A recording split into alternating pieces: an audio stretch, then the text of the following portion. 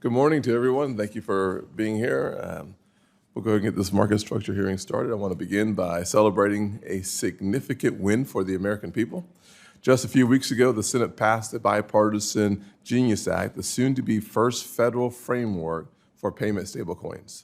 Genius is the first step towards revolutionizing the financial system and updating our payment systems, and will secure U.S. global's dollar dominance for decades and decades to come.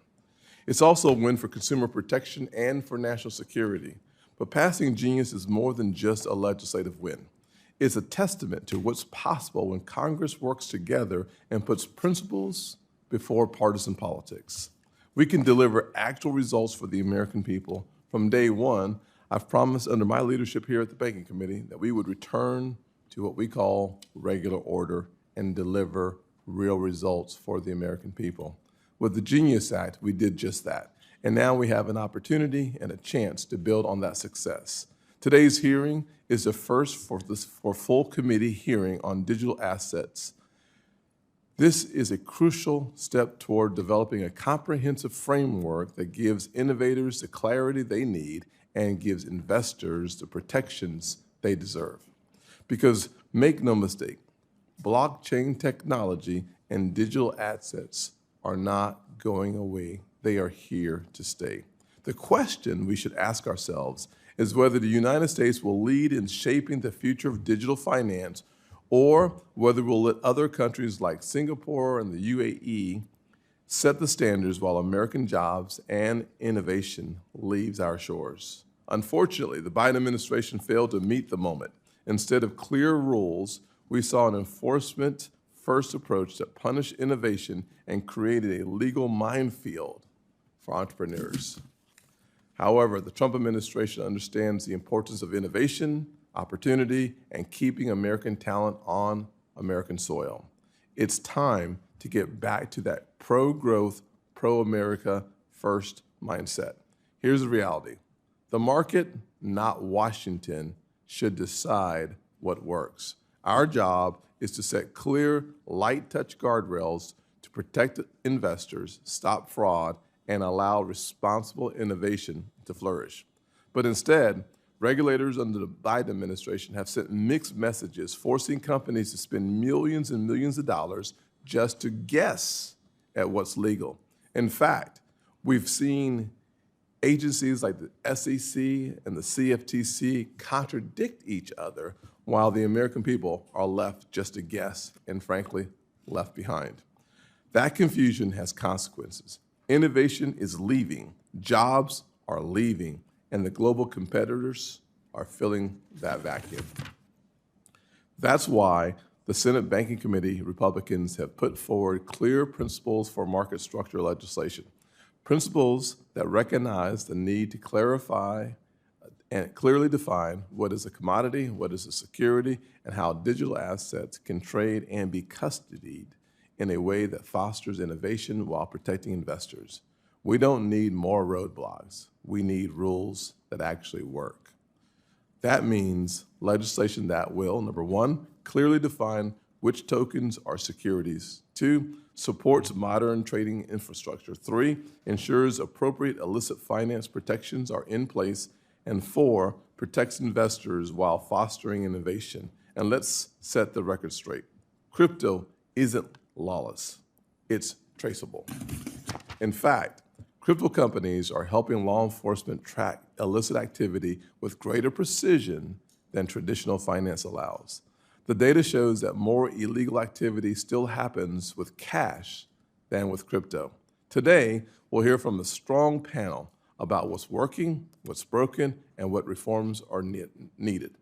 This is not about scoring political points. It's about protecting investors, rewarding innovation, and ensuring that the next generation of financial technology is made in America.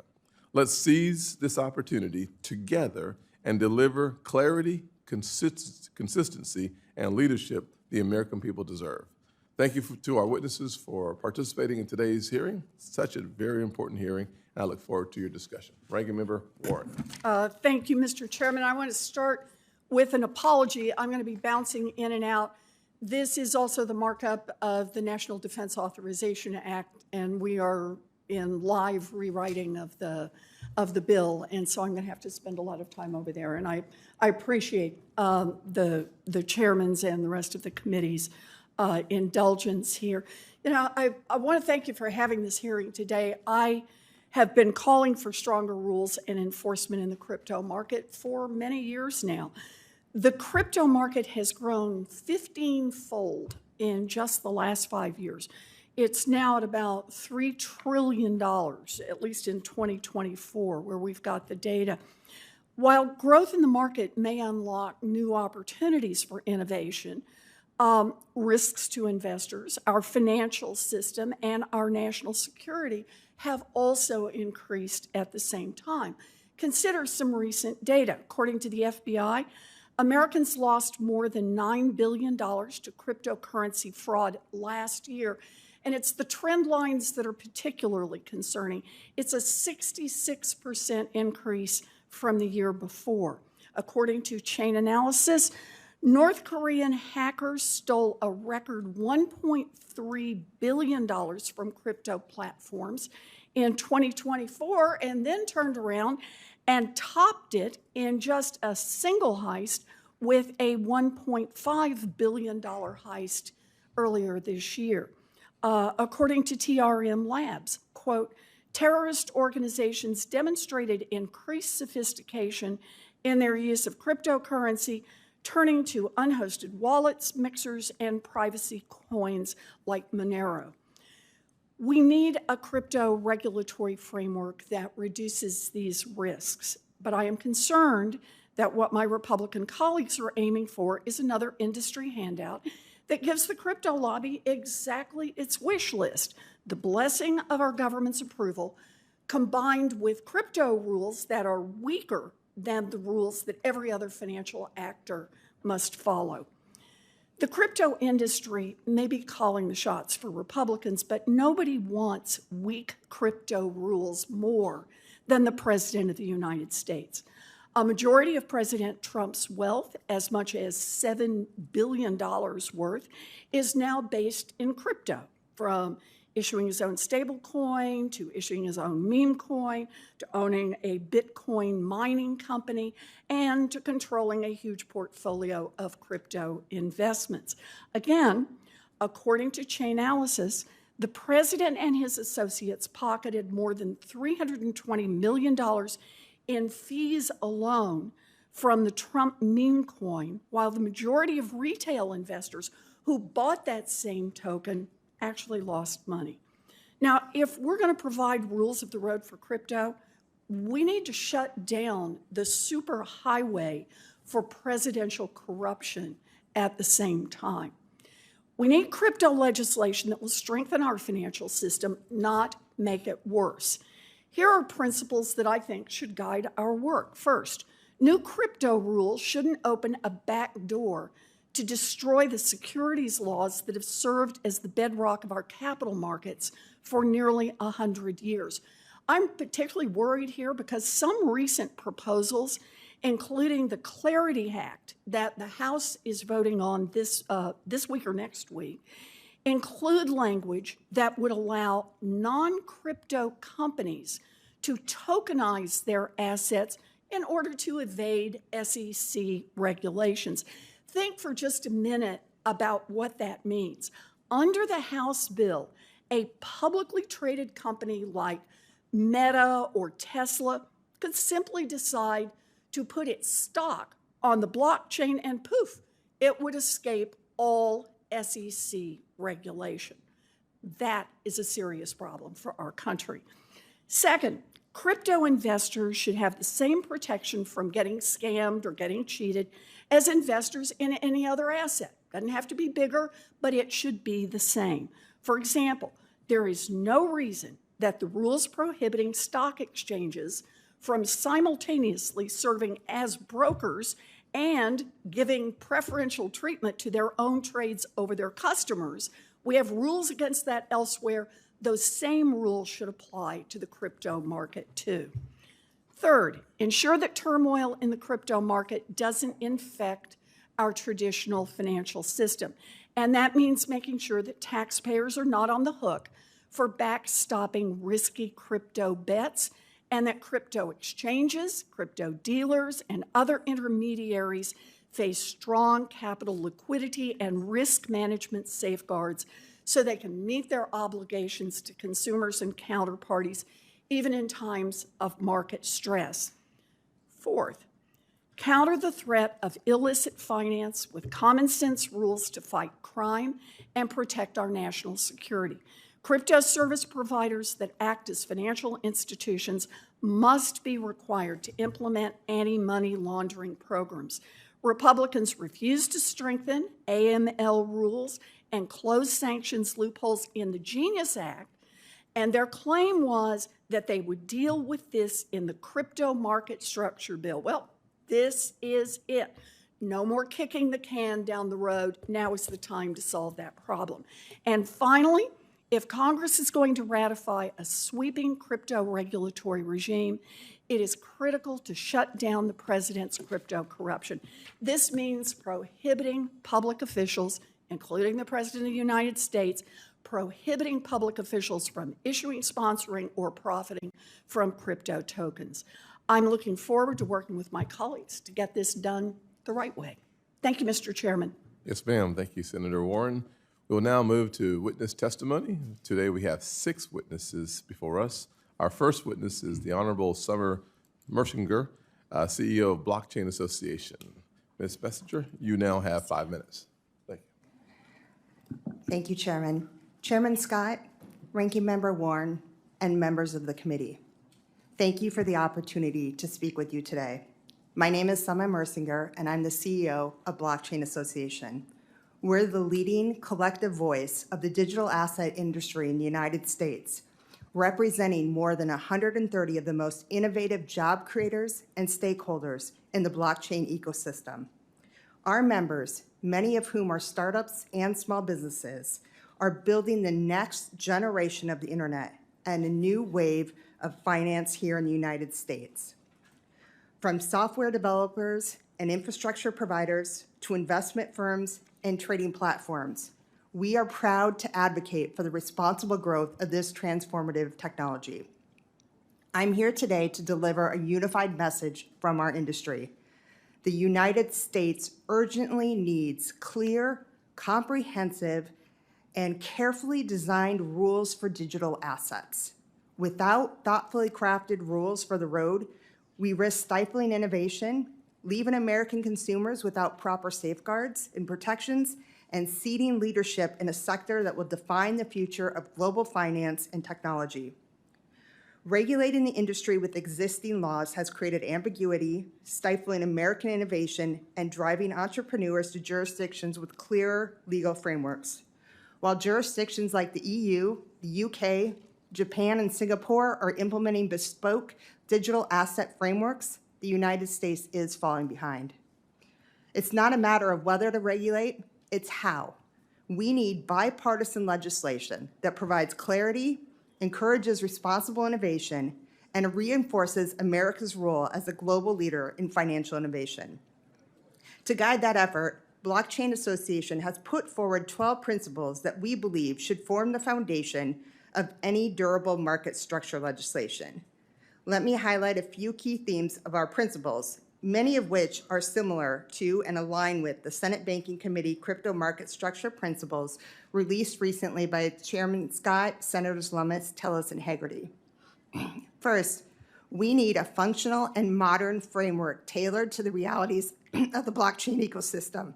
This space includes not just traditional financial intermediaries, but also software developers, validators, and other participants who don't fit neatly into 20th century regulatory categories. Second, we must recognize that digital assets are not inherently securities. Much of the current confusion stems from attempting to apply the 1946 Howey test to this technology. Code is not a security. Third, there must be a clear, workable path for platforms to register and operate. Right now, no such path exists. Fourth, strong consumer protections are essential. Our industry fully supports consumer safeguards such as secure custody of customer funds, detailed disclosures, bans on market manipulation, and robust oversight. These are not regulatory burdens. They are the foundation of trust and resilience. Finally, we must view establishing a federal regulatory framework as a national priority. Digital assets and blockchain technology are revolutionizing financial services, supply chains, and digital identity. The country that leads on this policy will set global norms and unlock enormous economic and strategic benefits.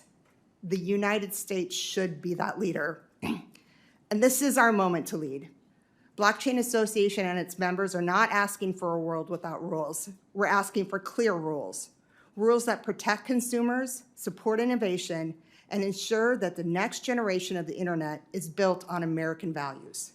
We urge this committee to seize this historic opportunity and pass meaningful bipartisan market structure legislation this year. We stand ready to be a resource in this endeavor. Thank you, and I look forward to your questions. Thank you, Ms. Mersinger. We will now turn to Jonathan Levin, CEO of Chain Analysis. Chairman Scott, Ranking Member Warren, and members of the committee, thank you for the opportunity to be back here to testify. I'm Jonathan Levin, co-founder and CEO of Chain Analysis, the blockchain data company. We maintain the largest database of blockchain intelligence, which powers prevention, investigation, and disruption of illicit activity on the blockchain. We serve over 1,500 clients worldwide, including the largest financial institutions, fintechs, and decentralized applications. We also support over 350 public sector agencies with tools, data, and services to fight illicit activity. Over the last 10 years of Chain Analysis, we have partnered with law enforcement and industry to disrupt some of the largest threats to our national security and public safety. We have proudly helped the US government seize over $12.4 billion of criminal proceeds. These cases have included taking down the largest online drug marketplaces, seizing funds from Hezbollah and Hamas, dismantling the largest child abuse material websites, and tackling the latest pig butchering campaigns. The power of our technology, combined with the authorities of law enforcement and the industry partnership, have proven to be a more effective disruptor of illicit activity than anything seen before in traditional finance. Our mission at Chainalysis is to build trust in blockchains. All forms of value will be transferred using this technology. We are here to prevent abuse and pave the way for all people, businesses, and governments to leverage its potential. The United States can be the major beneficiary if we get the policy framework right and allow regulators to adapt and change with the pace of the technology. I have 3 policy insights that I want to share today with the committee. First, the blockchain introduces a fundamentally new model for financial oversight. We often hear the phrase in these rooms, same activity, same risk, same regulatory outcome. But the unprecedented visibility offered by the public blockchain has to be factored into the assessment of both activity and risk. With the right tools, the public ledger becomes a powerful resource for market participants, regulators, and law enforcement to protect financial integrity. The consideration of different types of activity and risks should first use all of the available information about how these mechanisms work and the relative transparency and residual risk that are associated with these mechanisms. In contrast to traditional financial systems, the ongoing monitoring, oversight, and supervision of the system must be built first on publicly available information. Second, we need to equip government agencies to fully leverage this new paradigm. Getting the right regulations in place will require building capacity of different agencies and industry bodies to tackle the different types of risks, particularly as it relates to illicit finance and payments. It requires the government to understand the operational risks involved in the deployment of smart contracts and decentralized infrastructure and the accompanying mitigations. It requires the government to leverage the transparency and available real-time information for effective supervision. And we need to be designing compliance regimes so that all institutions can engage with decentralized technologies. Government agencies with the right mandates and a focus on public-private partnerships will lead to the type of market infrastructure that all market participants are searching for. Third and finally, the blockchain actually enhances our ability to act quickly against illicit actors. As stated, following the money on the blockchain is actually easier than in traditional finance. But furthermore, issuers of tokenized assets can actually take actions to easily freeze and seize assets. I'll give you an example. In a recent pig butchering case, crypto exchange OKX and stablecoin issuer Tether froze and then seized $225 million of criminal proceeds in collaboration with US Secret Service. The traceability and programmability of these assets is a key benefit in addressing illicit activity. At Chainalysis, we are proud to support the US government in our ability to keep the digital asset ecosystem safe, and I look forward to your questions. Thank you, sir. Next, we'll hear from Mr. Dan Robinson, General Partner at Paradigm.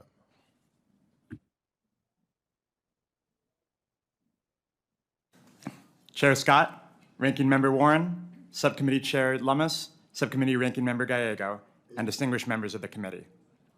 Thank you for inviting me to testify today on the importance of crypto market structure legislation and how to safely and equitably grow the crypto industry in America. My name is Dan Robinson, and I serve as a general partner at Paradigm, which is a research-driven investment firm focused on crypto. My research work has focused on helping portfolio companies solve technical problems related to market and mechanism design, particularly for applications in decentralized finance, or DeFi. I'm here to talk about the benefits DeFi can bring to the financial system, why its promise could be strengthened by a well-designed market structure bill, and why a bill that doesn't take it into account could be harmful to innovation. Crypto provides an alternative to our traditional world of finance. What stablecoins do for money and payments, DeFi does for trading, lending, and other functions of the financial system. DeFi can reduce costs and improve accessibility by removing unnecessary frictions in the back-end infrastructure of Wall Street. Decentralized finance is in its infancy, but it has already had a tremendous effect on one small corner of the financial system, crypto itself. For many crypto natives, the natural place to trade is now on decentralized rather than centralized exchanges. Decentralized exchanges work very differently from centralized ones. One illustrative example is Uniswap, with over $1 billion in daily volume. The core of the Uniswap protocol is a set of smart contracts that allow any user to efficiently provide liquidity between any two assets. Anyone can use Uniswap to instantly trade with other users without ever giving up custody over their assets. These decentralized exchanges, much like stablecoins, run directly on blockchain rails. They are open, verifiable, and interoperable. This is a far cry from the opaque and fragmented back-end systems of today's Wall Street. With crypto, and especially with DeFi, we have a chance to radically upscale our markets to make them more efficient, more liquid, and more integrated across our economy. DeFi infrastructure could modernize the backbone of our financial system, reducing the fees paid by ordinary investors. Tokenized stocks could lower barriers to entry for investing in American companies. And prediction markets can be more broadly brought to bear across the economy, improving our ability to foresee unexpected outcomes and hedge risks accordingly. At the same time, markets do need rules.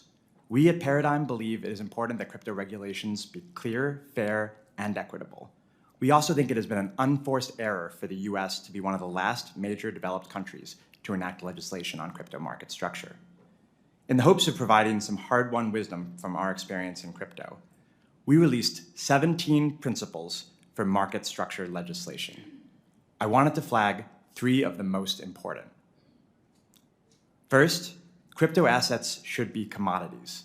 Crypto assets are designed to be used, to interact with smart contracts, and in some cases, to pay for on-chain operations, not merely for investment. A token classification rubric based on the Lummis-Gillibrand ancillary assets approach would be the best way to reflect this principle. Next, any decentralized crypto asset exchange should not be required to register with the CFTC, SEC, or any other regulator. At base, a true DeFi protocol is software. Just as we do not ask Microsoft to register Excel with the SEC just because companies use it to track their IPOs, we should not demand the engineers of DeFi protocols register their software just because others use it to trade. Finally, DeFi should be protected and supported across the globe. No government should be allowed to impose global restrictions on the trading of crypto assets through DeFi. In this way, the US would be resurrecting the work done by our forefathers to protect the freedom of the seas in prior centuries, and, more recently, freedom of the internet. Let me close by stressing the tremendous potential opportunity that lies before you on market structure legislation. Every day, we at Paradigm see new ways that crypto will support economic growth in free markets, from prediction markets and DeFi to tokenized stocks, and even the use of Bitcoin mining to support the electric power grid. We are now even seeing crypto markets emerge for the trading of credits in AI compute. By enacting market structure legislation that is supportive of crypto, supportive of entrepreneurs, supportive of investors, and supportive of consumers, you can blaze the trail to those new markets for all Americans. Thank you, and I look forward to your questions. Thank you, Mr. Robinson. Now we'll turn to Mr. Garlinghouse. You are now recognized for 5 minutes. Good morning, Chair Scott, Ranking Member Warren, and members of the committee. Thank you for the opportunity to appear before you today. My name is Brad Garlinghouse. I'm the CEO of Ripple. Ripple has approximately 900 employees across our 15 offices worldwide. We were founded more than a decade ago with a mission to enable the Internet of Value, a world where money moves like information does today. We build software products that power cross-border payments, stablecoins, and digital custody. Ripple helps financial institutions reduce friction, unlock efficiencies, and serve their customers better. These are not abstract concepts. We work every day with banks that rely on our technology to deliver real results in the global economy. Ripple leverages the XRP ledger, a decentralized, battle-tested, open-source blockchain, as well as its native digital asset, XRP, to facilitate payments. XRP is built to enable fast, low-cost, and highly scalable transactions. From the start, Ripple made the deliberate choice to work with policymakers and regulators, not around them. We have taken a compliance-first approach, operating with over 60 payment, service, crypto, and money transmitter licenses domestically and globally. With regard to the topic of this hearing, we believe smart legislation should be based on several core principles. Consumers need protection from fraud and scams.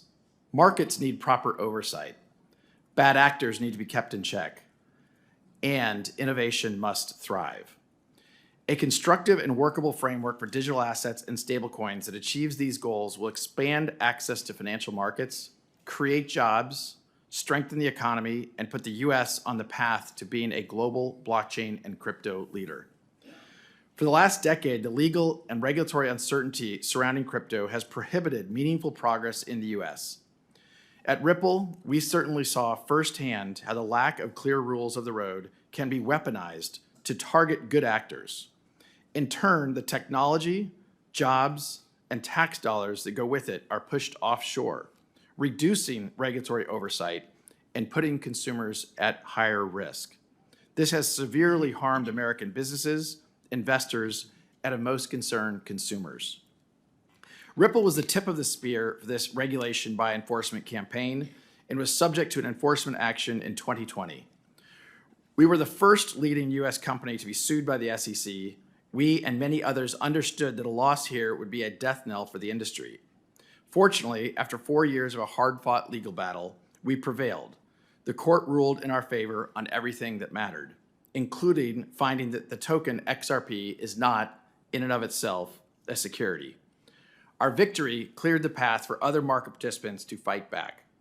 Despite these headwinds, Ripple still prioritizes education and engagement with policymakers and regulators globally.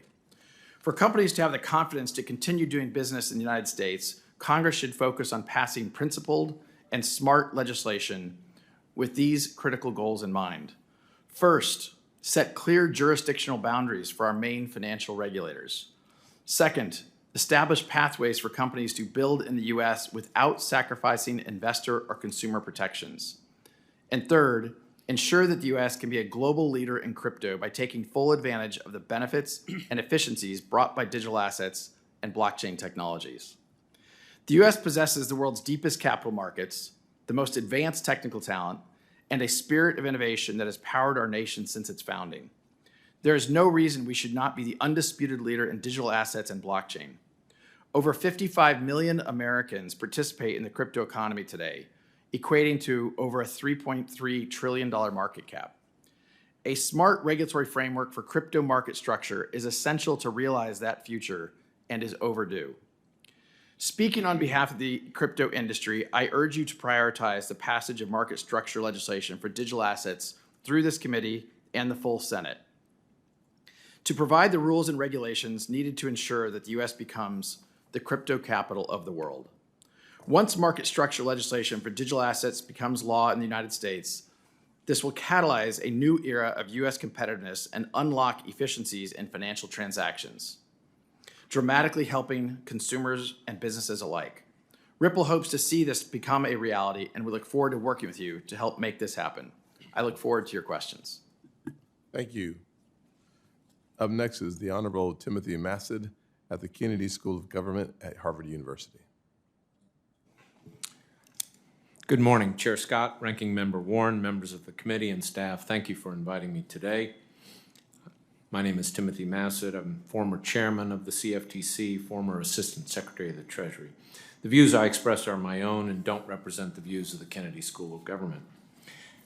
You know, many of us are familiar with the movie Groundhog Day, in which Bill Murray is condemned to repeat the same day over and over, and he finally escapes the time loop not through external means, but by changing his outlook on life. And I suggest that we're in a similar time loop when it comes to achieving clarity in the regulation of digital assets, and we need to change our outlook. There have been repeated congressional hearings calling for clarity and a series of legislative proposals, each claiming to provide clarity, but there's never been a consensus. And whether it's Lummis-Gillibrand, FIT 21, or the Clarity Act, they all have similar flaws. They rewrite securities laws to create a new category of digital assets that their proponents claim will forever solve the problem. But none will achieve the clarity or the sensible regulation that we need, and each would undermine existing regulation. We need a different approach, and it requires recognizing a few facts. First, this is a technology. It's not an asset class. It will be used in many ways, including in tokenizing securities. Second, whether something in digital form is a security, a commodity, or neither cannot be easily defined by a paragraph or two in a statute. It depends on what the token represents, whether there is an issuer, whether the transaction is one in which capital is being raised, and so forth. Third, the technology and use cases are evolving rapidly, so we should not lock in definitions that will prove obsolete soon. And fourth, a principal reason for the lack of clarity is our fragmented regulatory system. We have two market regulators, neither of whom has full jurisdiction over the spot market for digital assets that are not securities. The industry has taken advantage of this gap by arguing that most use cases are not securities and can therefore be issued and traded without regulation. That has led to a lack of investor protection. Now, the primary regulatory response to date, court cases that seek to interpret the Howey test, has also not been sufficient. It was a whack-a-mole strategy even when the particulars of a case made sense. But the solution is not for Congress to become the regulator. Instead, all these factors argue for creating a process by which the SEC and CFTC work together to provide the clarity and the necessary regulation. And legislation should provide them with the proper authority, principles, and flexibility to do so. But legislation that writes detailed rules and creates a binary classification scheme is bound to fail. Former SEC Chair Jay Clayton, who was appointed by President Trump, and I proposed this approach 2 years ago. We said Congress should mandate that the SEC and CFTC work together through a self-regulatory organization or otherwise to develop joint rules that would apply to every intermediary that trades or handles Bitcoin or ETH. Now, that was the jurisdictional hook. It establishes jurisdiction over the market without, as we said, debating classification of each token or Congress pursuing tortured rewriting of existing definitions of securities and commodities.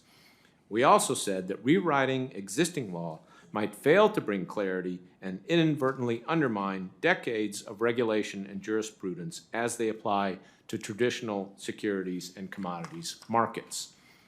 Our existing securities and commodities markets are the foundation of the U.S. economy and the envy of the world.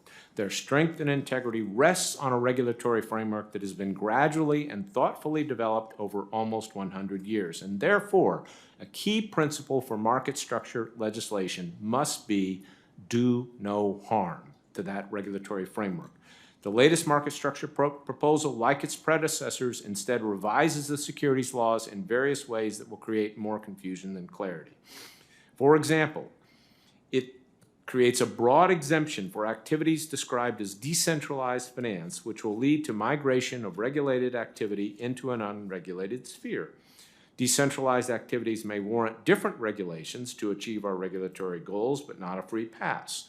It provides an exemption from securities laws for raising funds to build a mature blockchain system, but you don't actually need to build it. You only need to have an intent to do so. The exemption isn't needed, and it will be misused. And finally, it will not even regulate all the crypto activity taking place on centralized platforms today. It will, however, provide many You're opportunities about out of time, sir, so. for smart lawyers to engage in regulatory arbitrage. I thank you for your time, and I look forward to your questions. Thank you.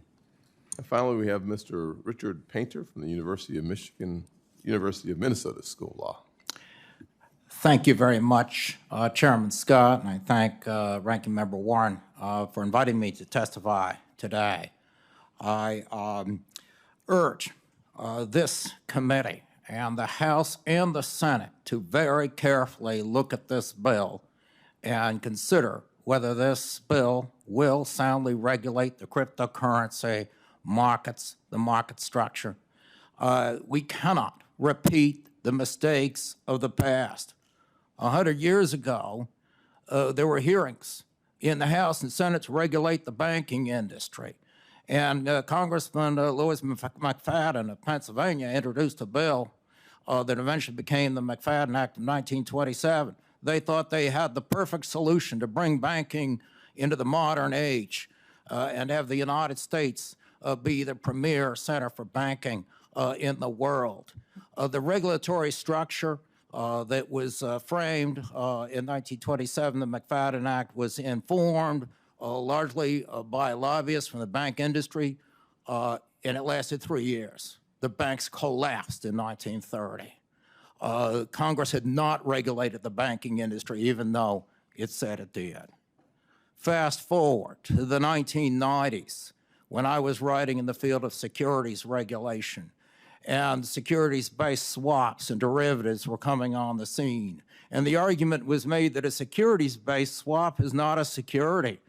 A stock can be a security, but not a securities-based swap that is based on that stock. And it took years to figure out how to regulate securities-based swaps agreements. Under the Clinton administration, under the Bush administration, we had years of lax regulation, deregulation of the banking sector, laws passed by this Congress, and we saw what happened in 2008.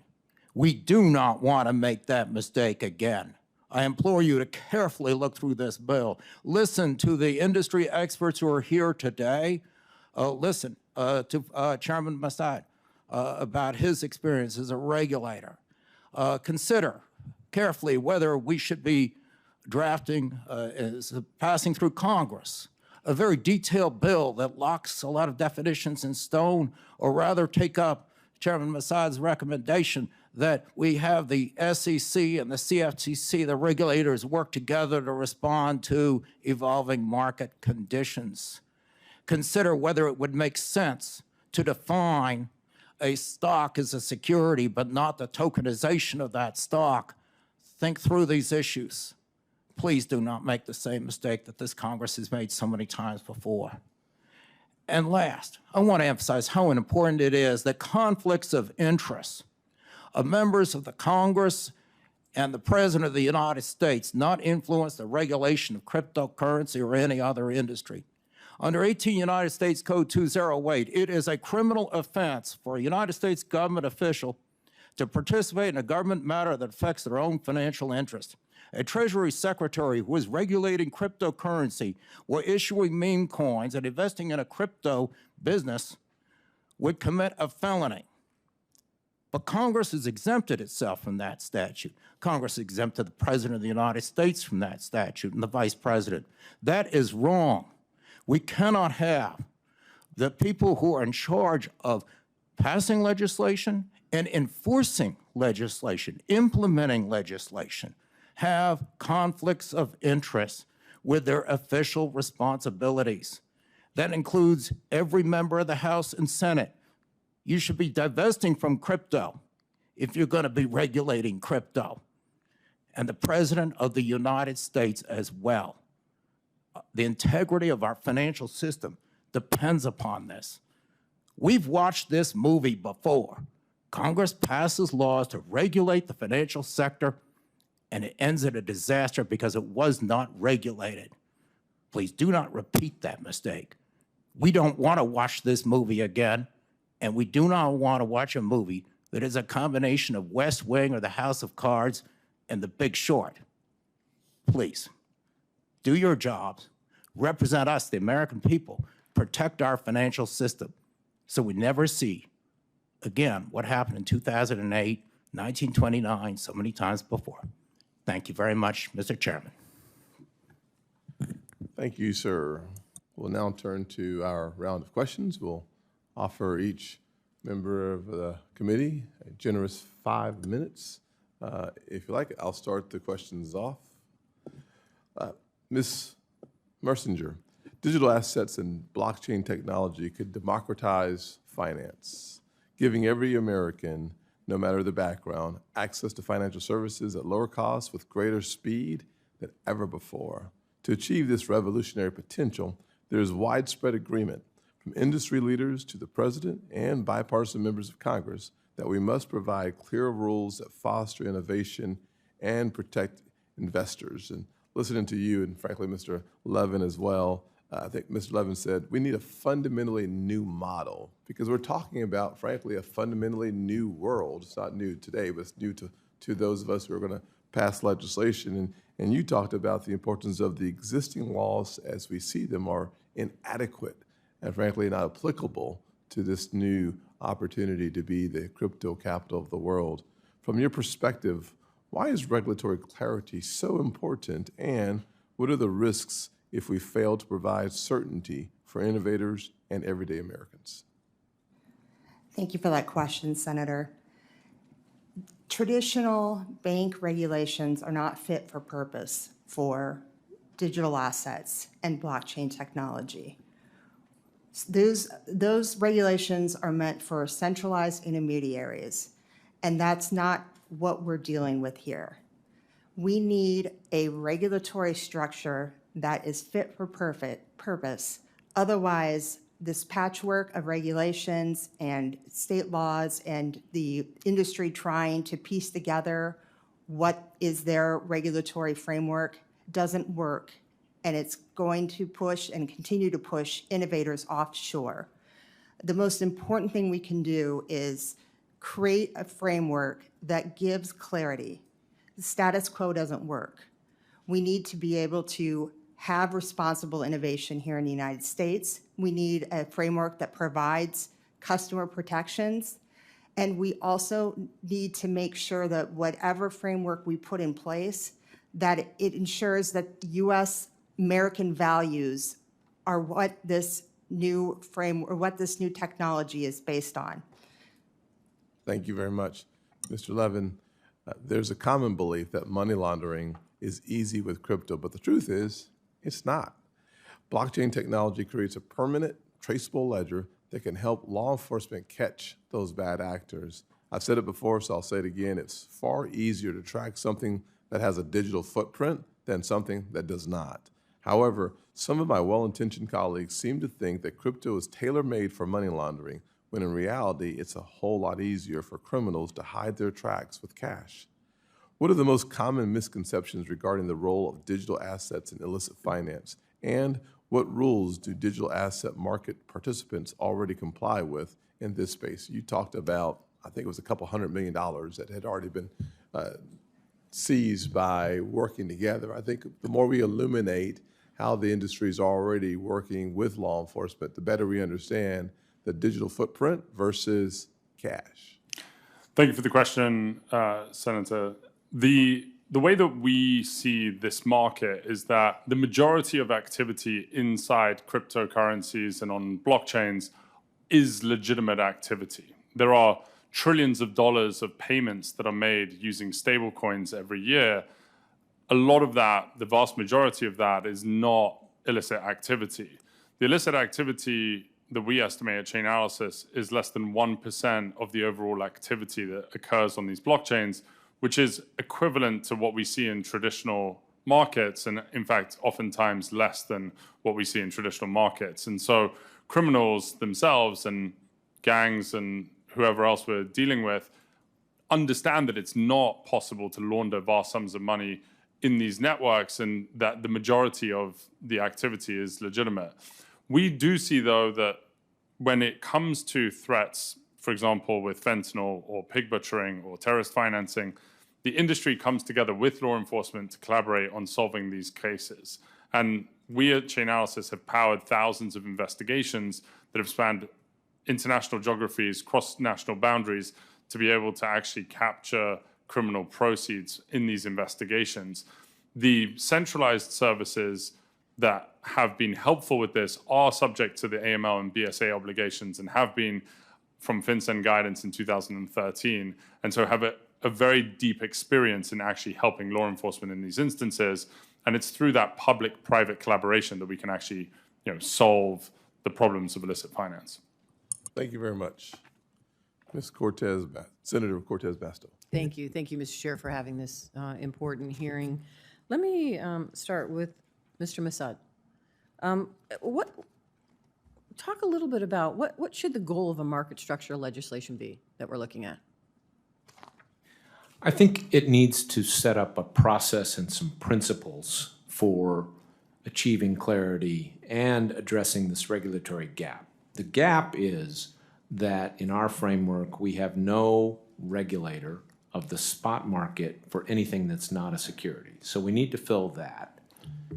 And we need to bring some clarity to this question of when is the use of digital technology turn something into a security or a commodity.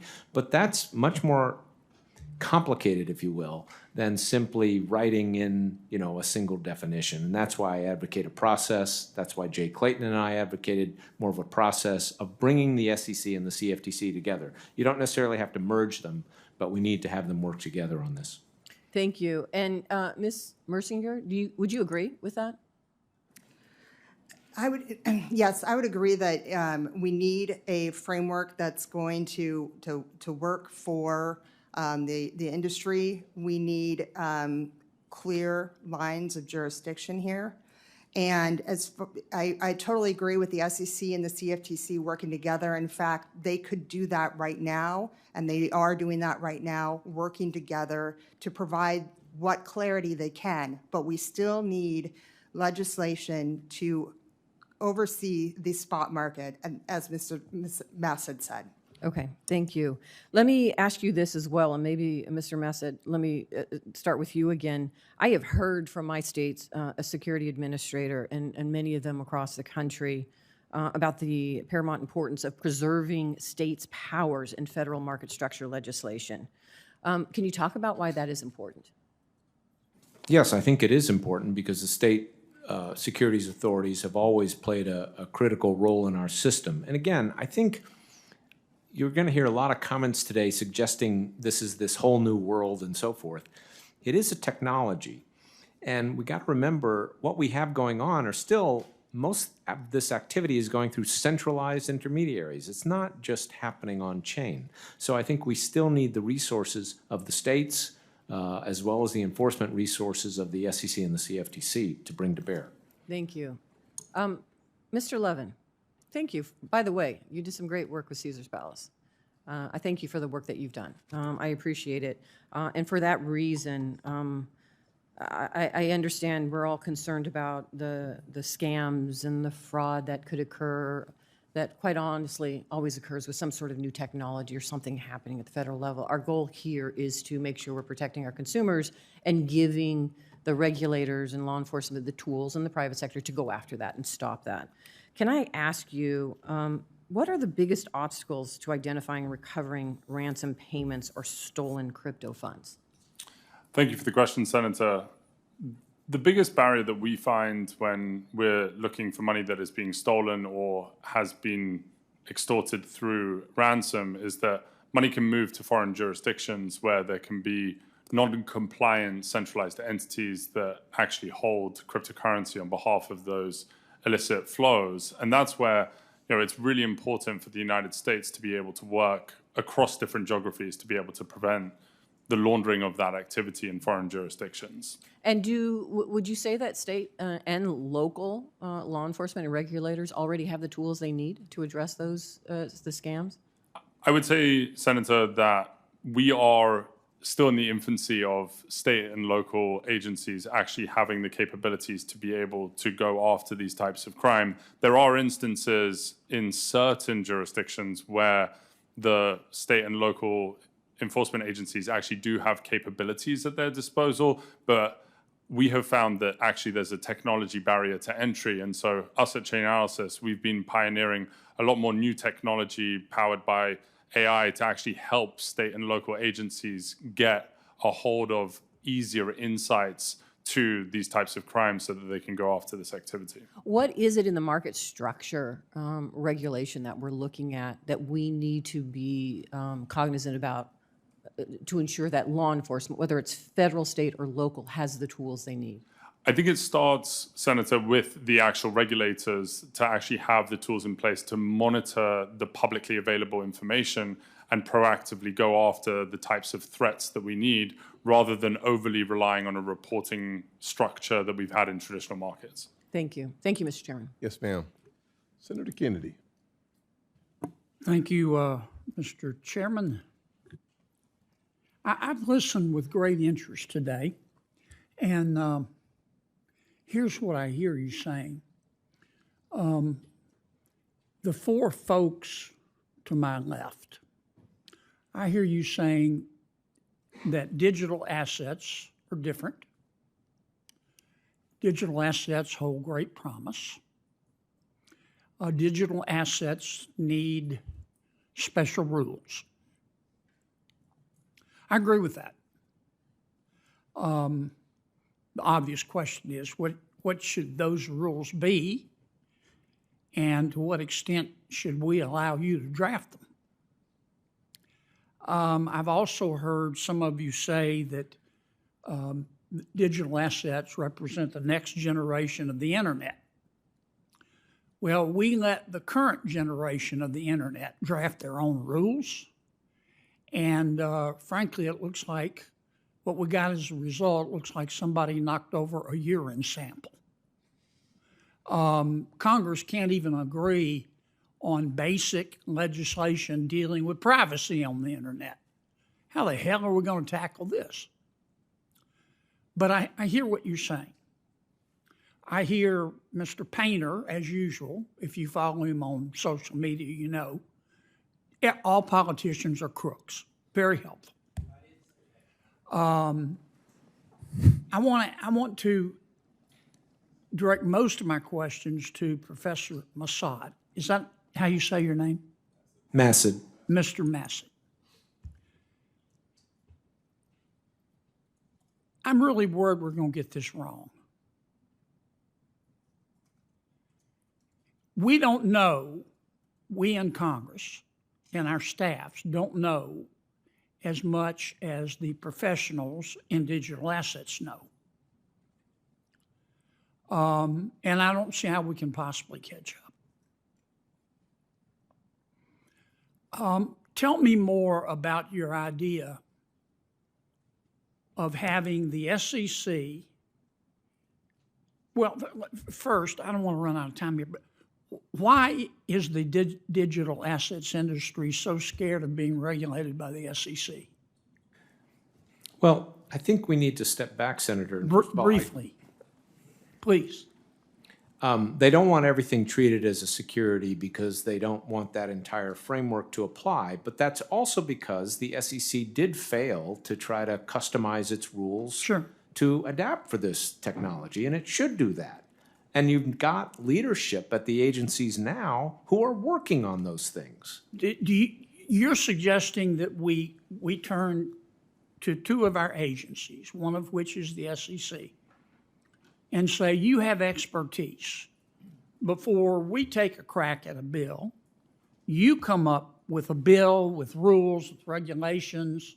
Tell us how to do this. Because I hear you saying in some cases digital assets are commodities, in some cases they're securities. Congress needs to fill the gap, which is if it's not a security, who's going to create a regulatory framework for it? So you do need to fill that. But these questions about exactly which is when is it a security, when is it not a security, how do we customize the rules, what should we do about DeFi, a lot of that should really be left to the agencies. You could establish some principles, but I wouldn't write detailed rules. Have you looked, Professor, at Congressman Hill's legislation? I have in detail. What do you think? I think it's got a lot of problems. I think it's 236 pages of regulatory arbitrage opportunities for creative lawyers, and I used to be one that did that kind of stuff. Made a lot of money, did you? I did, but Mr. Painter, do you think Senator Gillibrand is a crook? No, and I do not think all politicians are crooks. And why did you call her a crook? I did not call her a crook. Now, Senator, you need to here's focus what on I'm this looking bill. right now. You're doing this again. You did it the last published hearing. A tweet that You said need to Senator read the Gillibrand's bill. role in stablecoin regulation, $217,000 in crypto donations. You tweeted that. Yes, I do. And then you said, the crypto industry is buying Congress and the White House. This won't end well. Why do you think the crypto industry is buying Senator Gillibrand? I said, look at the campaign contributions from this industry. You think they've bought her? No, I said, look at the campaign You contributions. said they bought her. Do you think they bought her? Senator, you need to focus on this bill instead of trying to distort my Twitter. You called one of my you colleagues were quoting a crook, what a Marxist in Chicago said and about what me. evidence do you make have no that she's sense. a crook? I said there is massive amount of campaign contributions coming into this Congress from the crypto industry. Do you want to apologize You to Senator Gillibrand? I do not want you to have to apologize for passing legislation want to that apologize destroys to our Senator economy. Gillibrand for calling her you a are crook? distorting what I said, just like you did in the last hearing. You're wasting everybody's time, Senator. You're a whack job. Senator, You are a wasting. majorly Well, I think we are. next I level think we. whack job. I think we Is are. this at middle time. school, Senator? Senators and witness. Thank you both. I for think your you should part- apologize, Senator. I think, Gillibrand. Senator, you're wasting our time. This is not middle school. Thank you for your participation. I will say that Senator Smith is next. The floor is yours. Thank you, thank you. Thank you very much, Mr. Chair. So, not so long ago, I think you could safely describe most individual investors in digital asset markets as enthusiasts, but that has changed a lot over the last few years as digital assets have become more mainstream. And I think the topic of this conversation today, looking at what sort of a regulatory framework we need for digital assets, is very important. Timmy. And it's important that we don't provide just a stamp of legitimacy over this sector, but we are actually providing the kind of consumer protections that people need. Investors should be protected from fraud, from misleading information, from self-dealing, and from conflicts of interest by those that purport to be representing them. They should be protected from unfair and rigged markets. And those protections are going to be good for investors, but they're also going to be good for the market. So, Mr. Massad, I want to get at some of the what this proposed market structure legislation should look at, and we have kind of as our the legislation that's out there, the Clarity Act. So I'm going to just try to get at some of the issues in the Clarity Act. So as I understand it, the Clarity Act would prevent any digital asset from being regulated if it is represented as a collectible or as art, or as something that has inherent value or utility or significance beyond its mere existence as a digital asset. Do I have that right? Yes, you do. Okay, so that seems like a pretty big loophole to me, and I want to just dive into this a little bit. So if a cryptocurrency, for example, was launched by a social media influencer, could that, in your view, have some inherent value and therefore be exempted? What about, let's say, a meme coin that might get you invited to Yes. dinner with the president? Would that Yes. have potential inherent value? Yes. Tesla is worth more than several of the world's largest automakers. If it were to issue a crypto stock token, would that have inherent value? Well, that certainly would. That would be also exempted as a security. So that should be still regulated as a security. As a security, right, which Right. is sort of the underlying challenge, as you pointed out a moment ago. So I mean, can you imagine a crypto asset that wouldn't have some inherent value? Well, this is the problem. It's unclear exactly what would be categorized as digital commodities under this definition. A lot of people say it would be these native tokens like Bitcoin. I would think about it this way. Most trading today occurs through centralized intermediaries. It does not occur through these decentralized exchanges. Those centralized intermediaries list several hundred tokens. The question is, how many of those would be regulated by this? And I think it would only be a handful, and that's a real problem. Well, exactly. This seems to me like a loophole that you could drive a truck through. Yes. And I don't think that that is an accident as Correct. this legislation has been developed. Let me touch on another issue. I think we've heard it today. Crypto industry and its promoters are sort of branding digital assets as something new, as innovative, as revolutionary, and therefore they need some sort of new or bespoke regulatory framework because the established rules for protecting investors and guaranteeing the freeness and fairness of markets don't apply. And I'm not arguing that there aren't some specific things that we need to address because of the nature of these assets. But here's an example of this. Under the Clarity Act, it would allow a crypto company to raise up to, I think it's $300 million from retail investors over 4 years, as long as they would be exempted from complying with SEC registration and disclosure rules, up to, even if they're raising up to $300 million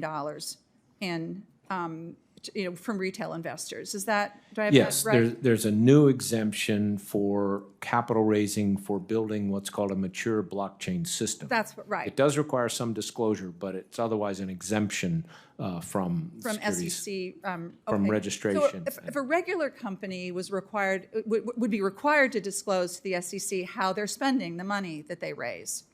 Yes, I mean, the challenge, the problem with that exemption is you don't actually have to build the mature blockchain system. You just have to have the intent to do it. You just have to have the intent to do it, but you could use that money for, I mean, what would stop you from using it to buy a house in, the Virgin Islands? Well, conceivably, there could be a lawsuit against you for misleading information. But, if you had a reasonable... That's sort of like an after the fact. Yeah, that's after the fact. Right, exactly. Well, so this is, and I know I'm out of time here, I just want to close by saying this is my concern, is that it's not really a new regulatory regime at all. It actually is sort of continuing the status quo that has landed us in some pretty significant problems. I think I think the problem with the act is it's undermining the existing Correct. regime. We do need to customize some rules. Yes. But this isn't a good way to do it. Thank you very much. Thank you. Senator Moreno. Thank you, Chairman Scott, and thank you for doing this hearing. It's something Mr. Massad said, which I thought was fascinating, was that we've had times that we could have passed market structure regulation, and Congress hasn't done it. There hasn't ever been a market structure regulation bill marked up by the Banking Committee. So I'm just not sure where that came from. That there was this idea that market structure regulation had been attempted before. It's never been attempted. But Mr. Massad, just for your sake, I just want to clarify a couple things that you said to make sure you meant to say what you said. Did you call Bitcoin a native token? Yeah, it's often referred to as a native. In other words, Bitcoin and ETH are referred to as native tokens of their blockchains. So you're saying Ether and Bitcoin are the same? Well, I'm classifying both of them as what you call native tokens of the blockchain. So you're saying that a native token is how you would describe Bitcoin. I just want to be clear with that. It's a term that's used to describe when you have a blockchain and you have the token that allows you to use that blockchain, that's often called a native token, yes. Got it. And therein lies exactly why we need to have this market structure regulation. Because the idea that we would turn over this industry to some bureaucrat working at some agency is insane. Because that would make it so that no American company would ever invest in a digital asset company in the United States of America when you had people who are just completely not lacking the fundamental technical base. This reminds me of the Facebook ad where the little old lady's sitting there taking pictures off a physical wall and the guy saying, yeah, none of this works this way. Bitcoin is a commodity. Now, so there was a lot of talk about meme coins and NFTs. So let me ask you this follow-up question. Chairman, Senator, if I may just say, I get to ask the question. I was the guy who declared Bitcoin a commodity. This is the great part about being a senator. I get to ask you the questions. Okay. So were you prohibited by law to cooperating with the SEC? No, Why didn't you? I did. So no, but you just said that what we should do is have the CFTC and the SEC work together. Yes. Why didn't you do that? Well, when I was there, I did that, sir. So What then I'm it was, saying so is you're saying that Congress, you solved Congress all shouldn't try these- to be the regulator. No, hold on a sir. second. You're saying you solved all these problems when you were at the CFTC with the SEC. No, So but then we why do we solved need the any- swap problems. Okay, so you didn't solve all the problems. So you want us to have the SEC and the CFTC work together. But what you really want is you want Congress to abdicate its responsibilities to unelected Not at all. bureaucrats Not such at all. as yourself. As with So let me- Jay Clayton, a so let- Republican let me- appointee, he agrees with me on this. Are you a baseball fan? I assume you're a Red Sox fan up there at Harvard? No, Right? I live in Washington, sir. Oh, geez, no Pete. All right, so is a baseball card a security? No. What's the difference between a baseball card and a meme coin? Sir, No, just what's the difference? How would you explain it to me technically? they're both, you could classify them both as collectibles. Is it the government's role to prevent me from paying $5 million for a 1952 Mickey Mantle? I think people should be allowed to invest in whatever they want to invest in, sir. So then, does that mean meme coins as well? If they want to buy and sell meme coins, that's fine. But So we you don't should think have that a should- regulatory framework for certain financial No, instruments. We've I'm learned talking over the I'm talking years about that meme that's coins. useful. I'm talking about meme coins. Do you think that the government, the SEC or the CFTC should regulate meme coins? I think we should have an investor protection framework over this, over financial instruments. I'm gonna If take we that as want to so decide you're that saying they're yes? not financial Are instruments, you saying yes? It's just simple because we only have 5. The chairman's very strict. Only lets us have 5 minutes. I understand that, Senator. So but you're I saying think yes you'd- or no? I It's think you simple. might appreciate that it's a more complicated issue than that. At least I would hope you should do. it's not complicated. Should the SEC or the CFTC regulate meme coins? It's The a SEC yes has or no. already said it won't, and that's fine with me. Okay. But I'm happy to create a category that's neither a security or a commodity. Should we include baseball cards in that as well? No, I don't think we're Why not? talking about baseball So- cards here, sir. What's the difference? Because we're talking about a particular technology of tokenization No, and because blockchains. That's the focus of this here's what I matter. want We're my not co- talking here- about anything that people. Here's what I want my colleagues to understand. How many business people work at the SEC and the CFTC? How many entrepreneurs? How many people who started companies work there? I don't have that information, sir. Let's say none. And then let me just finish this, Mr. Painter, with just something that you said, which was also equally staggeringly insane. You said that Congress should not own crypto, correct? So members of Congress should not be investing in the crypto industry. So you said that you shouldn't own crypto. You shouldn't own crypto. You know, That's not it is complicated. very clear if you have your own meme coin. I don't know, Senator, whether you have your own meme coin. Time out. It said- you shouldn't own crypto. I said you shouldn't be investing in the crypto industry if you have your own crypto trading platform. I shouldn't own baseball cards either. I Because didn't talk Congress about regulates baseball professional cards, Congress Senator. regulates professional baseball. I said- am I allowed to have money in a bank account? You should be allowed to do what executive branch officials to do, and it would be a criminal offense for an executive branch official under laws passed by this Congress to regulate the crypto industry while holding an interest in a crypto firm.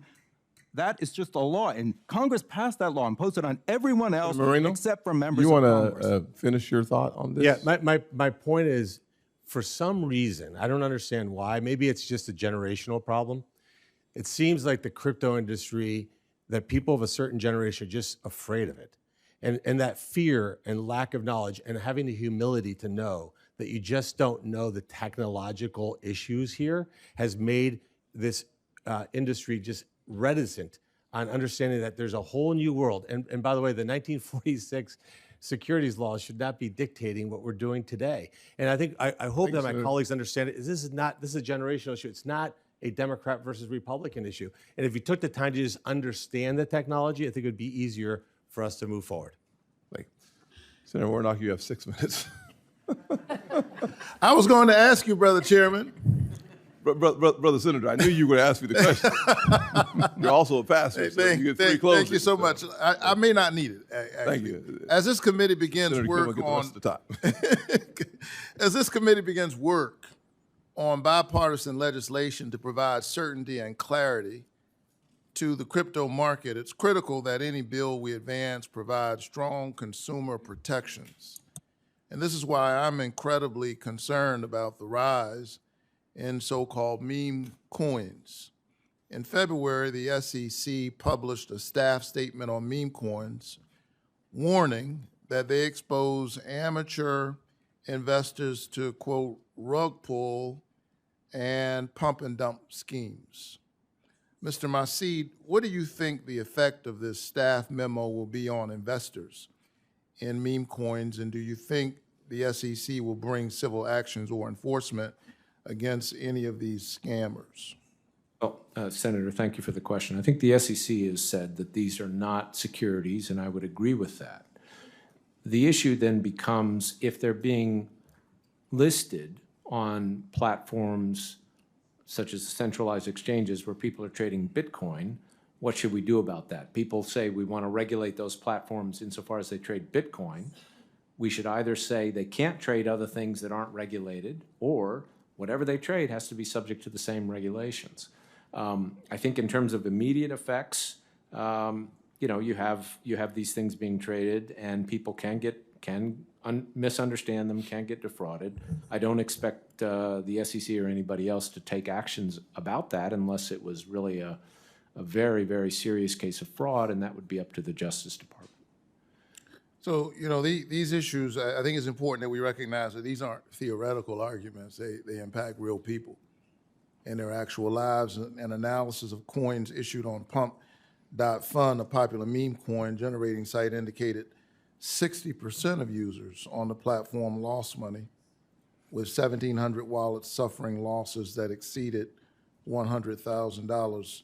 What do you need, Mr. Masid, what do we need to see in a Senate bill to protect consumers from meme coin scams without sacrificing innovation in the market? I think we don't have to embrace the false choice between innovation and giving consumers reasonable protection. What would you like to see in a Senate bill? Well, what I'd like to see is consistency between what we allow these centralized exchanges that are trading Bitcoin to trade and what's subject to the bill. In other words, if we're going to regulate those centralized exchanges, when we should do that, they shouldn't be allowed to list things that aren't then subject to all those same regulations. And right now, the bill is very inconsistent in that respect because it excludes those meme coins from digital commodities, but it doesn't prohibit the listing of those meme coins on these very same exchanges. So I look forward to working with my Republican colleagues as we think about these issues. This year alone, President Trump and his family have launched a meme coin, a stable coin, and a governance token. The Trump family has also indicated that they may offer a crypto wallet as well as other crypto products. They're quite active in this space. Mr. Painter, how does President Trump's promotion of cryptocurrency, including his meme coin and his family's company, intersect with his official duties and his administration's policies? If Donald Trump were the Treasury Secretary and regulating crypto and had those interests, he would be guilty of a felony under 18 United States Code 208, the statute I referenced before, which Congress has passed and imposed on every employee of the United States government except for the members of Congress, the president, and the vice president. And this is just unacceptable to have a president who is in charge of the regulatory apparatus for any industry including crypto, while he has such a vast interest in crypto, including a meme coin that I understand has lost somewhere around 70% of its value since Inauguration Day, I believe. I don't know who lost money on that, but I think I know who made money. Yeah. Quickly, yes or no? So do you believe that the president having an outsized role in so many digital asset offerings will lead to fair and innovative markets? I think No, it will lead to a lack of confidence in our regulatory system.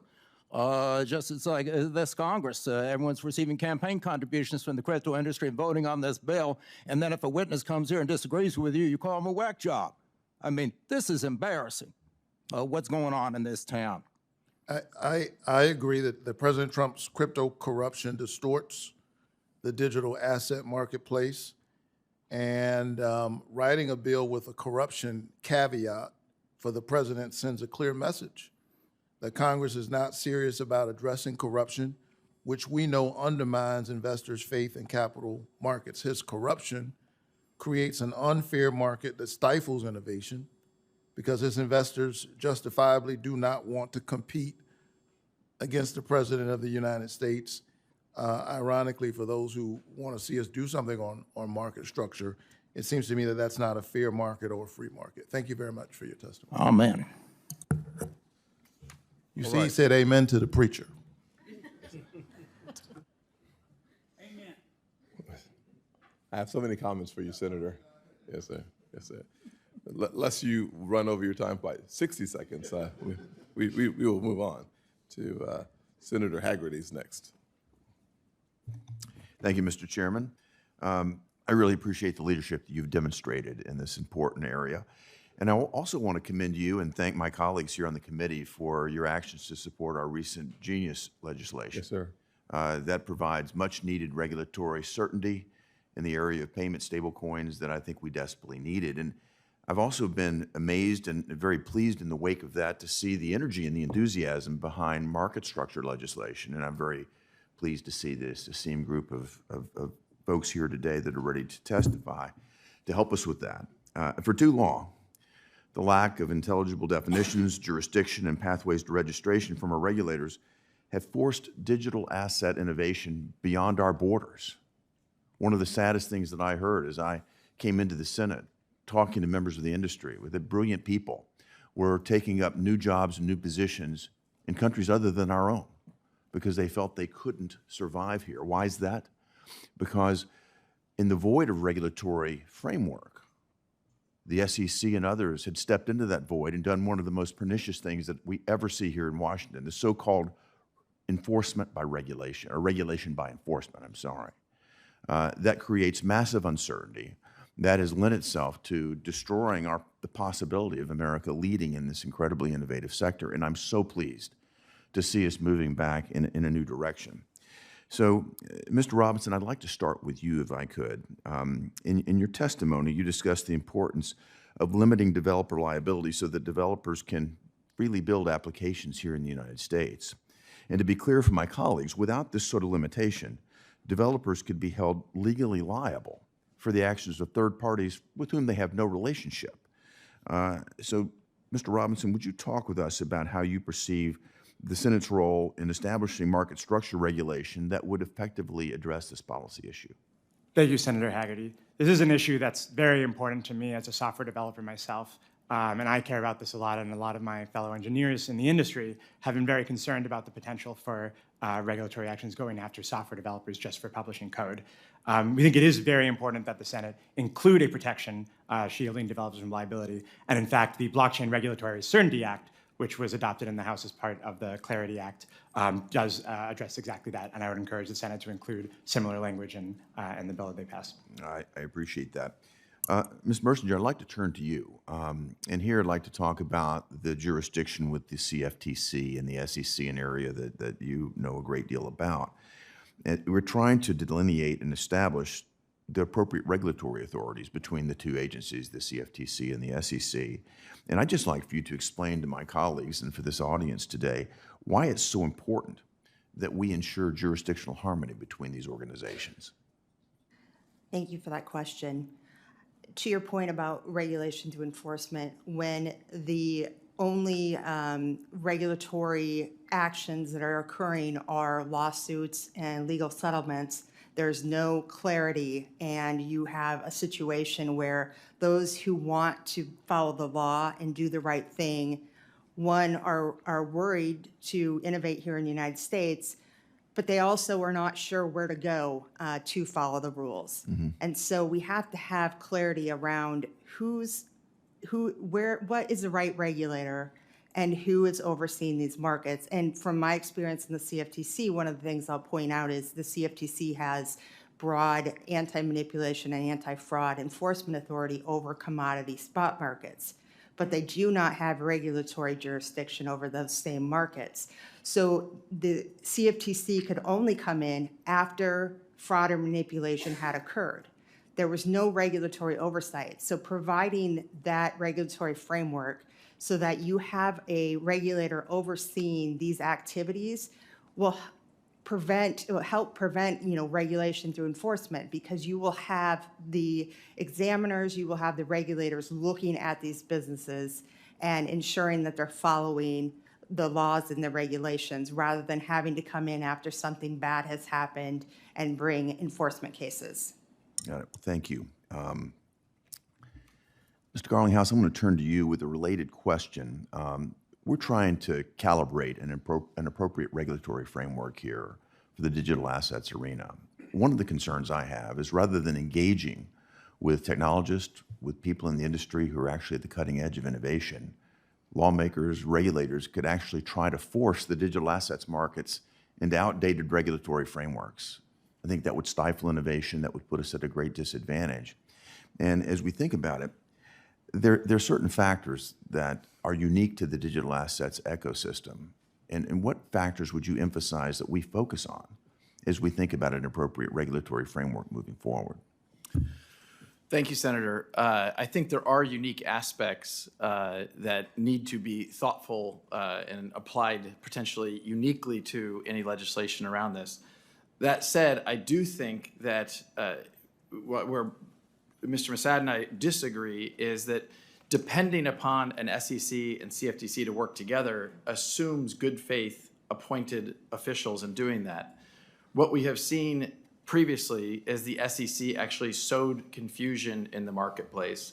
They took contradictory positions. Under Chairman Gensler, they took actually contradictory positions in different court cases, which actually created more confusion. Yeah. And so you had federal judges saying things like the SEC was being arbitrary and capricious in their application of the law. You had federal judges saying that they were not following a, quote, faithful allegiance to the law.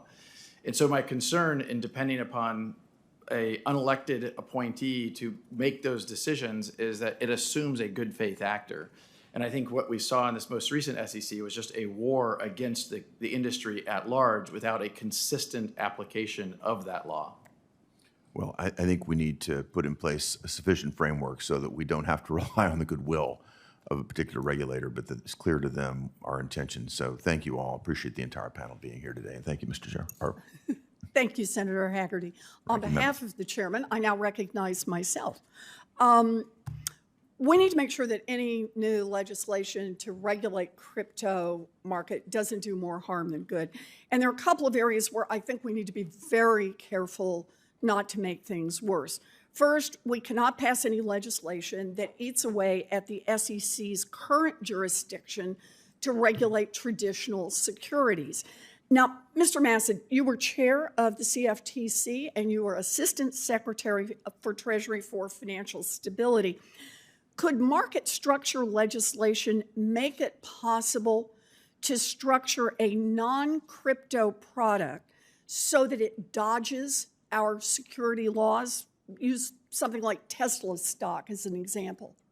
Yes, it certainly could. If you, for example, provide an exemption for activity on decentralized trading protocols, and that's a very broad exemption, then you could tokenize Tesla stock and have it traded on that protocol, and it could be exempt then from 34 Act trading requirements at least. So in effect, we start to repeal the SEC, as we've had it for traditional. It could stock. certainly undermine their authority substantially. It's critical that any crypto regulation bill we pass does not have massive unintended consequences. And I think those are unintended consequences for everyone, but consequences that would reach far beyond the crypto market and take a tire iron to the $120 trillion golden egg that is America's capital markets. So I think it's an important note we have to do in regulation here.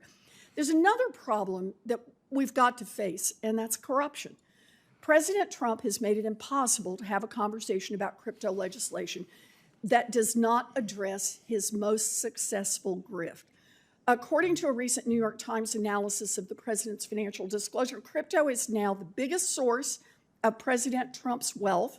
In the past 7 months, he has become the most successful president in history at making money off his time in the Oval Office, and he's done it using crypto.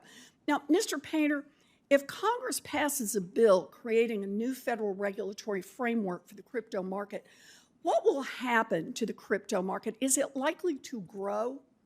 It will grow substantially. Okay, and what will that do to the value of President Trump's meme coin? It will make him very rich, even richer than he already is. And what about the value of his stablecoin and his son's Bitcoin mining operation and his family's crypto holdings? The same. The Trump family will become very, very wealthy as the prices go up and the bubble rises. So if we create a new federal regulatory framework for the crypto market, the president and his family stand to make a whole lot more money.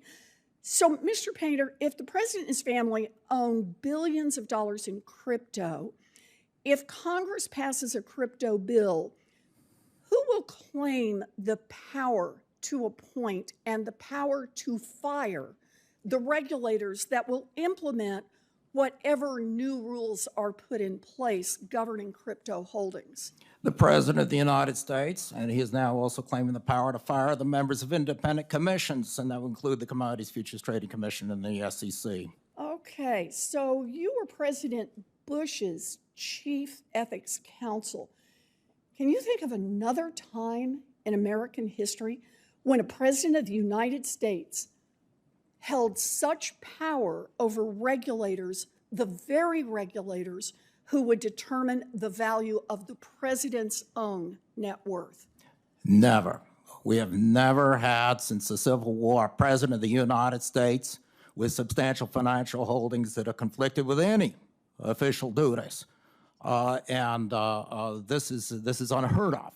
And now it's not just real estate, but Donald Trump recently is into crypto, even though he said that it was a scam just a few years ago. He's now into crypto and into social media, industries he did not have in his first administration. Well, we need clear and strong rules for the crypto market, but the proposals I've seen so far undercut the investor protections in our traditional capital markets. They harm our national security, and they supercharge the value of President Trump's crypto grift. We need crypto regulations that actually regulate the industry. We don't need another giveaway to a handful of billionaire insiders. And with that, I conclude and not only call on Senator Britt, but hand the gavel to you. Thank you very much, Ranking Member. I appreciate the chairman for holding this hearing today and being serious about creating a framework for digital assets in the United States, and certainly appreciate all of you and your willingness to be here with us and testify on this important topic. Obviously, it's a very complicated issue, a lot of moving parts. We've seen some fireworks today. One of the primary points is just around definitions. You know, how do we properly define digital commodity versus digital security, and what does that actually mean for the role of our regulators? We know digital asset securities can share many characteristics with traditional securities, but they're not inherently the same, and regulation needs to reflect that. Much like applying, traditional regulatory framework to a new decentralized finance system, it just doesn't work. I'm concerned about the compliance burdens for developers and for startups and how we actually strike the right balance between the two. I've seen firsthand what happens to our small businesses and our small financial institutions when you have overregulation, and it becomes unsustainable. So my first question is actually for Ms. Mersinger. We are dealing with a rapidly evolving industry here, and we can't predict every change, right? So how do we create a framework that puts up the proper guardrails and the clarity that we actually need today without locking in rules that quickly become outdated? I'd love your thoughts on that and kind of your thoughts on how we approach that. Thank you for that question. And I will say, as a former commissioner at CFTC, I believe this is a reason why there is so much interest in having the CFTC as a regulator over the digital spot market. It's because they have a principles-based regulatory regime, which provides that flexibility. So as technology changes, those companies, those startups, those small businesses can still operate and fulfill their regulatory duties, but not be subject to a prescriptive regulatory framework that locks into place the technology and the systems or the processes they're using when it's put in place. So I think the most important thing you can do is have principles-based regulatory regime and prevent having prescriptive regulations around this industry. Are there kind of permanent and durable mechanisms that would actually encourage innovation? I guess my question, has the regulatory sandbox been beneficial in this regard, and kind of sort of how do you see that playing out? Yeah, absolutely. There's been talk about sandboxes being a helpful tool. Okay. Both the SEC and the CFTC have exemptive authority that they can use. Mm-hmm. There's the ability to use staff no action letters and relief. So there are. Would you recommend that? Yeah, there are a lot of tools in place that they can use to still oversee and regulate the space, but not stifle the innovation that is occurring and developing. I'm going to shift gears real quick in my remaining time. Mr. Levin, I've heard the narrative that digital asset transactions are completely anonymous and beyond the reach of law enforcement. I disagree with this. As with any financial instrument or new technology, there's always going to be bad actors. And we should, of course, where any loophole exists, we should find it and close it and not enable illicit activity. But from my understanding, blockchain technology actually can offer an enhanced level of security, perhaps even more resistant to manipulation. And transactions on the blockchain offer a unique ability for tracing and tracking, including analyzing trends on the ledger.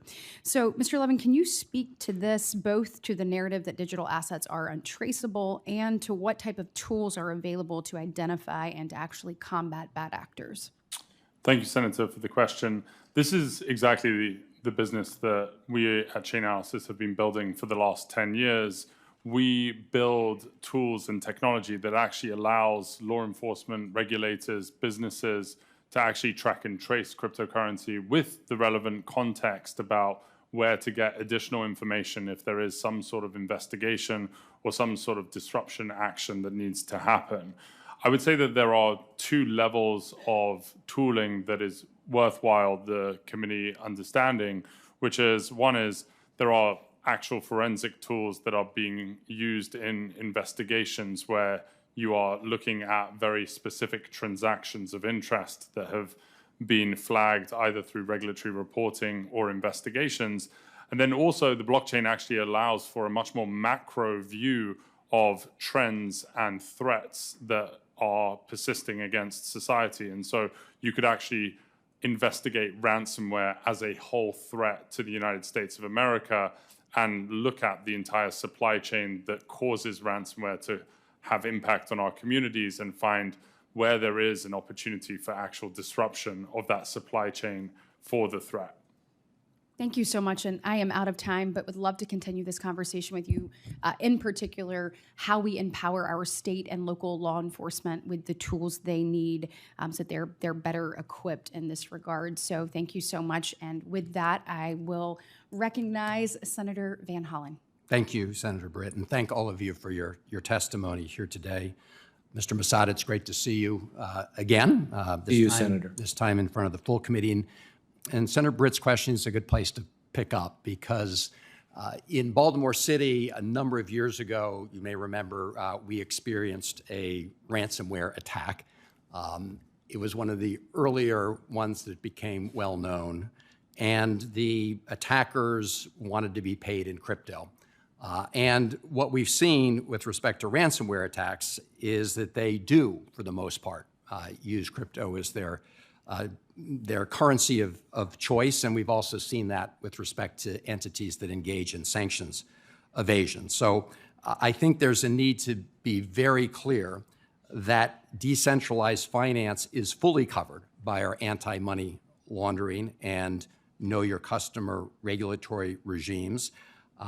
As we heard, there has been improvement in blockchain technology, and blockchain technology does have some of these important features that could make it easier to track transactions. But the fact also is that about $2 billion was lost in crypto security incidents in the first quarter of 2025 alone, nearly the entirety of what was lost in all of 2024. We have crypto mixers, cross-chain bridges, and other methods to obscure the movement of cryptocurrency. So it's not enough simply to state that we're going to ensure that crypto is subject to BSA and other regulations. We need effective supervision and enforcement. Can you talk briefly about what challenges you see today to getting from where we are to that kind of enforcement that would be necessary to oversee them on parity with the current laws? Certainly, Senator. First of all, I would suggest we think about what takes place on-chain and what takes place off-chain. Mr. Levin, I have great respect for the work of Chainalysis. They're focusing on activity on-chain, and they do a good job, but we have to remember they're only able to identify illicit actors where there's a known identifiable address, and there could be a lot of other activity happening. So I think we need better monitoring by issuers of digital assets, such as stablecoin issuers, need to be monitoring the chain, need to be applying risk analysis techniques and so forth. With respect to off-chain activity, though, that's where a lot of illicit activity takes place. It takes place through centralized intermediaries. And what Chainalysis does doesn't really reach that. And that's why we need an entire regulatory framework around these entities. We need to prevent wash trading. We need to make sure they're doing a good job on beneficial ownership. And finally, I think we need to give the Treasury Department more tools to enforce sanctions, to enforce money laundering. And there were a number of proposals made about 2 years ago that would enhance its authorities because digital assets are bearer instruments and they can be transferred, on blockchains. And so I think the Treasury Department needs greater authority to impose sanctions and other measures on offshore entities that might be harboring this activity. And there's a variety of other things I'd be happy to discuss with you. I appreciate that. I want to turn to you, Mr. Painter, and you indicate in your testimony and your writings that the avoidance of even the appearance of a conflict of interest, the appearance of corruption, is critical to ensuring public integrity of the crypto markets, and I agree with that statement. Would you agree that when Eric Trump visited the UAE shortly in advance of President Trump's visit there and helped broker a transaction where the UAE state-owned firm MGX executed a $2 billion transaction in the Trump family stablecoin, that creates the appearance, at least, of a conflict of interest? It's terrible, and it may be a lot more than the appearance of conflict of interest. And the president, of course, followed up a visit of his own there and made a deal with a separate UAE state-owned company that allowed the transfer of very sensitive U.S. chips and AI technology to that other company called G42. It turns out that the chair of G42, the company that received the sort of crown jewels of US AI technology, and the chair of the company MGX that Eric Trump did the deal with, is the same person. Would you agree that that also creates the stench of corruption? It certainly does. I think it's pretty straightforward as well for anybody looking at the facts. Thank you, Mr. Chairman. Senator Blunt Rochester. Thank you, Mr. Chairman, and thank you to the witnesses. I really welcome this hearing and the opportunity for serious, sustained engagement in digital asset market structure. This is enormously complex and could fundamentally reshape the bones of our economy. We've already seen what happens when digital finance grows without guardrails. The collapse of FTX, Terra Luna, and Celsius wiped out billions in consumer savings and exposed glaring regulatory gaps. When regulation lags innovation, real people get hurt. At a time of rising prices and growing wealth inequality, I'm sure that we can all agree that the last thing we need is to rush or have a poorly designed market structure bill. And at the same time, I strongly believe in innovation. That's why I joined Senators Moreno and he to introduce the Bipartisan Deploying American Blockchains Act. And I support a bipartisan, thoughtful, transparent, and inclusive process, especially for legislation that could shape the future of U.S. capital markets. My first question is for you, Mr. Painter. What are the risks if Congress moves forward too quickly in legislating without broad input and clear understanding of market consequences? And how do we ensure that this process produces a bipartisan framework that can stand the test of time? The risk is that we repeat the experience of regulating the banks in the 1920s and the depression that followed, 10 years of depression. The risk is that we repeat what happened in 2008 when campaign contributions poured into Congress from the securities-based swap industry, elsewhere in the financial services industry, and we had decades of deregulation. The economy collapsed. Millions of American families losing their homes, people unemployed. We've been through this again and again. And this Congress needs to get it right this time and carefully read this bill and listen to witnesses, including the witnesses who might not disagree. And instead of the personal attacks that I've experienced today, some dignity from this Senate, care in drafting this bill and thinking about the American people you represent. We do not want another economic collapse caused by deregulation of the financial services sector. And I want to ask you all, do you understand the bill? Have you listened to all sides? And are you willing to allow the regulators to use their expertise to watch what's going on in this sector, as Chairman Massad has suggested that you should? Please, we don't want to go through those experiences again. Thank you, Mr. Painter. You show why this is so vital that we get this right, because it will touch all of us. Mr. Massad, some proposals would let crypto companies decide for themselves which rules apply and which regulator they'd answer to. And that sounds a lot like the businesses picking their own cop on the beat, so to speak. How should Congress design a system that applies the rules fairly and earns the public's trust?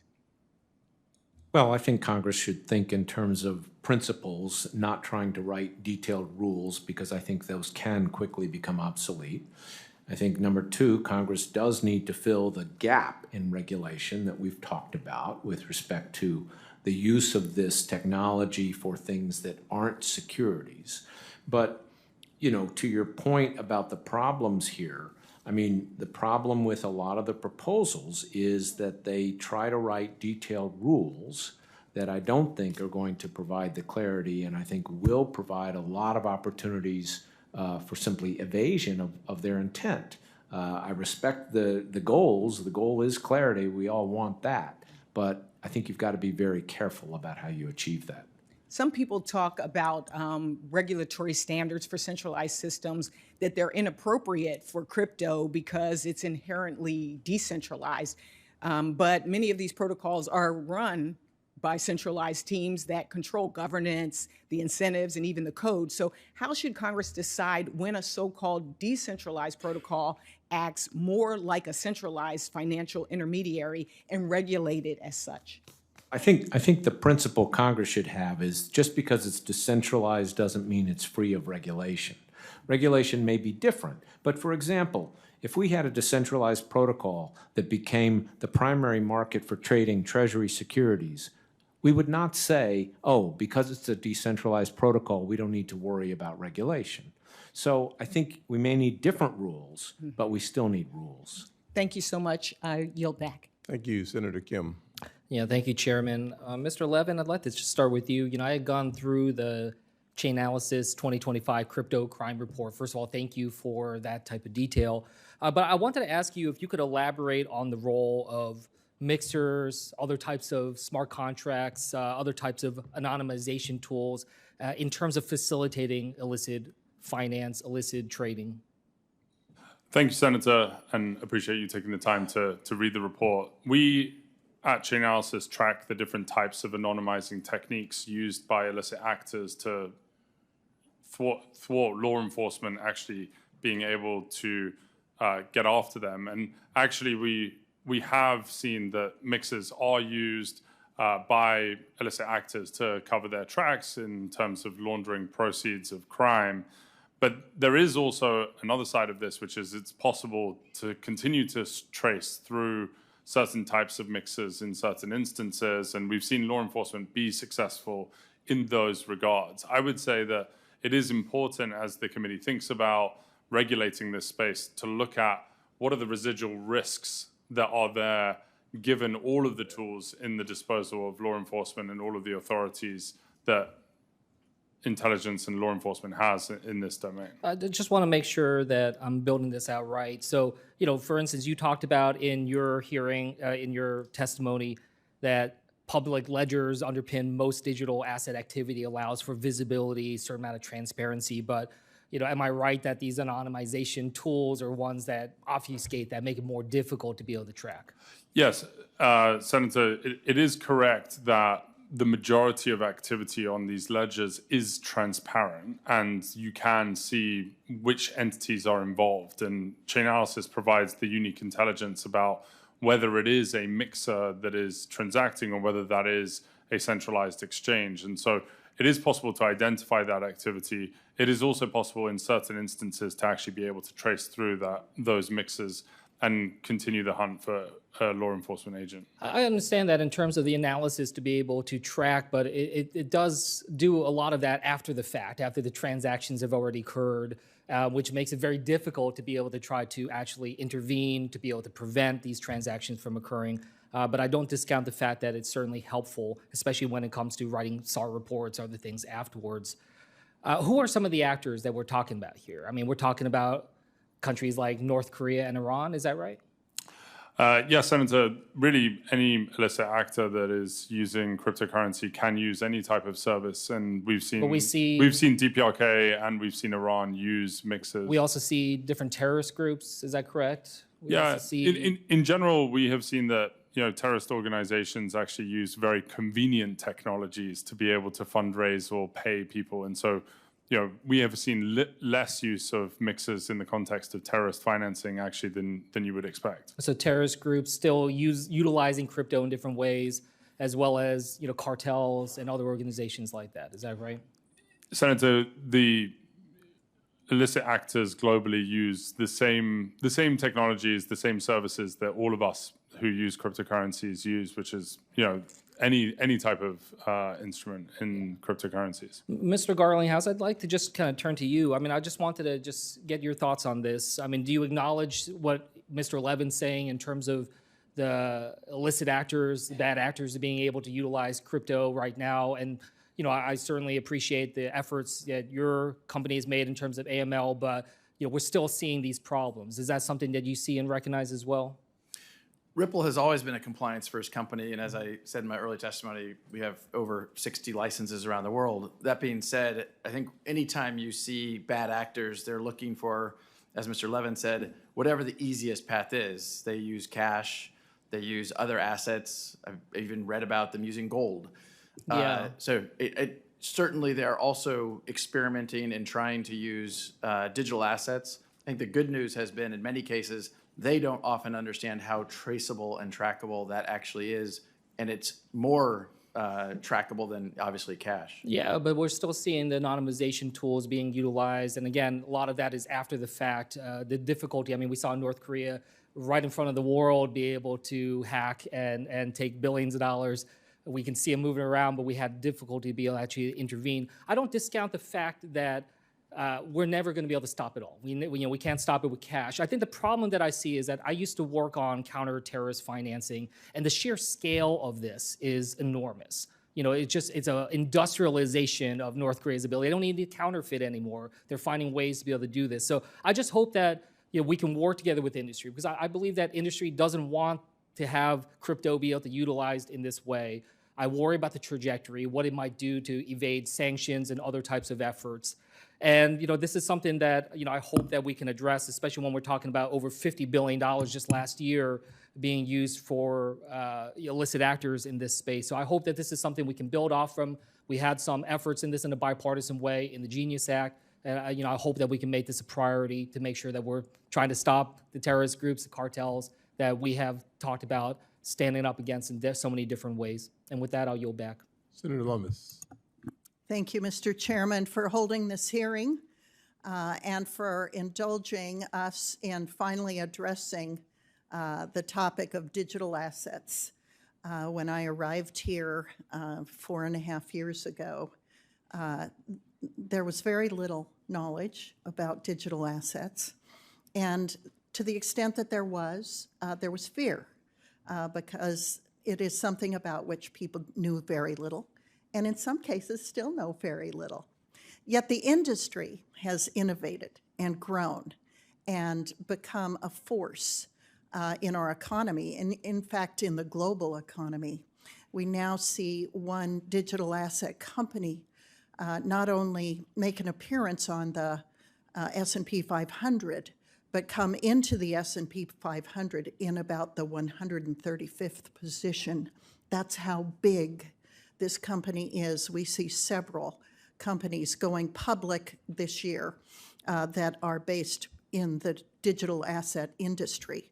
Yet we've seen foreign countries get ahead of the United States in terms of establishing a clear regulatory framework for digital assets. We have allowed regulatory agencies that are unfriendly toward this asset to use regulatory functions such as enforcement actions to bring about a regulatory morass for these industries when they've been unable to find out what regulatory framework they're supposed to follow, not having received clear guidance from the regulatory agencies to which they're subject and hope to comply.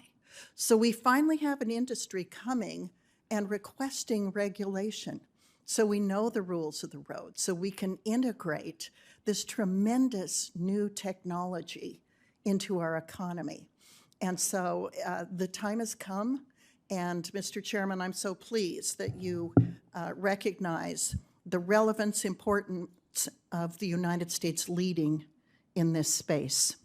I also want to thank Senator Kirsten Gillibrand, who joined me shortly after I arrived here in drafting legislation that has been out for 4 years, that people could look at, that people could comment on, that we could reform and change as the industry grew, and their ability to shape the regulatory framework that protects consumers, but that also works for the innovators. And that is the point at which we've arrived today. We are ready to take that step. So I want to thank my colleagues on the other side of the aisle for their diligence in working with our side of the aisle to bring legislation about, starting with the Genius Act that dealt with the stablecoin component of digital assets, and now moving into the commodities and securities portion of a market framework. I believe we're taking the right step and not a moment too soon. You know, government's always been afraid of innovation, and the innovators in our country have had to cross barriers in order to achieve what humans are capable of and have to fight government to surpass. You look at the internet, that the cypherpunks of the 80s and 90s were creating code and using cryptography, and the government was afraid of it, so the NSA called it a weapon, cryptography a weapon, and classified it as something that should not be available to the general public. But our courts in this country decided that cryptography and code writing is protected free speech under the First Amendment. And that was a game changer. It made it possible for those very brilliant minds to make available to each other through open source the cryptography and code writing that made it possible in 2009 for the first digital assets to appear on the scene. So now we're at the point where from 2009 and where we are today, we have a mature industry that is asking us to provide clear rules of the road.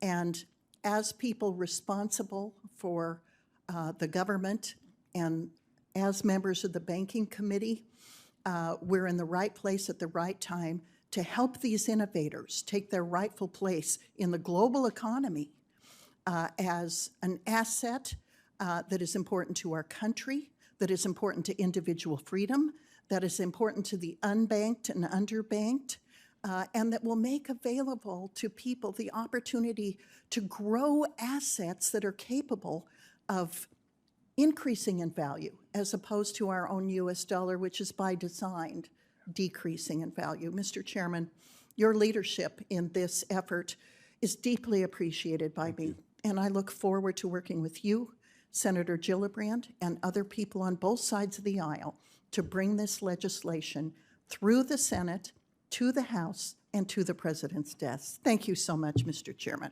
Absolutely. Thank you for your leadership on such an important topic. And let me just get through some of my necessary comments, and then I'll close with a couple comments about Senator Lummis and Gillibrand and others. For senators who wish to submit questions for the hearing record, those questions are due 1 week from today, Wednesday, July 16th. To our witnesses, you will have 45 days from that day to submit your responses to questions for the record. Thank you for your attendance to the panel today. In closing, I'd like to thank you for your time. I thought your testimony today was some of the best testimonies I've heard in my 10 years on the committee. They were clear, they were consistent, they were forward-looking, mostly, not all, mostly forward-looking. I truly appreciate that approach to it. I will say that Senator Lummis and Senator Gillibrand have worked on this topic for a number of years and are, frankly, thought leaders on both sides of the aisle. I think they're very important thought leaders. I hope we all remember and remember very clearly that our words are containers of power. We can weaponize them against Senator Gillibrand or President Trump if we want to. I think it marginalizes what you have to say. I think it reduces your actual contribution to this hearing. And I think it trivializes such a really important issue. And I think we should keep our focus on the main thing. And the main thing is safeguarding investors, protecting the marketplace, and protecting our nation's security. And that should be our objective. And that's what I heard mostly here today. And I hope that as we move forward on market structure, this is just a first step, guiding principles. We have not put forth legislation yet, but as we do so, we will do so not as red or blue, but those committed to red, white, and blue. And that is our objective, and we will achieve that objective. Thank you all for being here. Meeting adjourned.